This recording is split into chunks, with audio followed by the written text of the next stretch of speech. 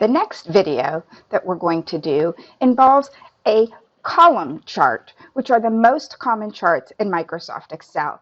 So bars and columns work very similar. Bars are horizontal, where columns are vertical. But both of these types of charts show visual comparison of quantities corresponding by links on a grid. So you're going to have an x-axis on the bottom and a y-axis along the left. So to use a bar or a column chart, you would want to do that if you want to give prominence to a figure rather than an actual flow or trend. So for this example, we're comparing the amount of rental income versus other income by quarter, by year. So very quickly and easily, you can see a comparison of Q1 2016 to Q1 2017 and the difference of rental income versus other income for each quarter for each year for the 2 years. Don't use a bar or column chart when you're really trying to communicate a trend rather than the numbers tell the story, or when there's so many numbers that the bars are way too thin.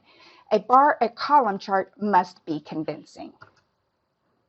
If we go back to our Happy Villas profit and loss statement, we're going to do exactly that. We are going to chart by quarter with a stacked column our rental income and our total income. We're going to start with cell E5.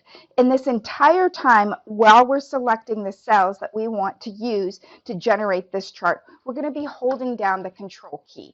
So we're starting on E5. We're going to click on F5, G5, and H5. Then we're going to come down and choose E17, F17, G17, and H17, continuing down on our profit and loss statement, all the way down to total other income. We're going to choose E42, F42, G42, and H42. We're going to lift up on the control key and hit the F11 key, which generates our chart. We are almost there, and you can see that we have 2 series, and we can see each quarter charted there. So that's a column chart, which is the default chart in Microsoft Excel, but we want a stacked column. We're going to go to the chart type on our design tab, which is the second to last group. We are already selected in column, and we're going to choose the second one, which is a stacked column. And we're going to choose OK. We have a few more things that we need to do to this chart in order to get it completed exactly how we want it. Staying in the Design tab, we're going to go back to the first group, which is Chart Layouts. We're going to choose Quick Layout, and we are going to choose the second layout, which shows the values for each one. I'm going to choose OK. And we need to choose and select the data because we have a Series 1 and a Series 2. We want to tell the viewer what those are. So we're going to choose Select Data. And up come our data sources based on our selections that we did earlier.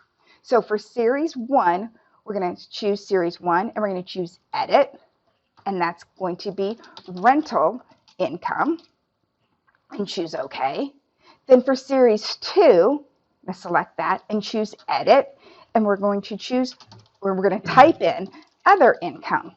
So now we have the legend, which shows the blue represents rental income, and the orange represents other income. We're going to choose OK.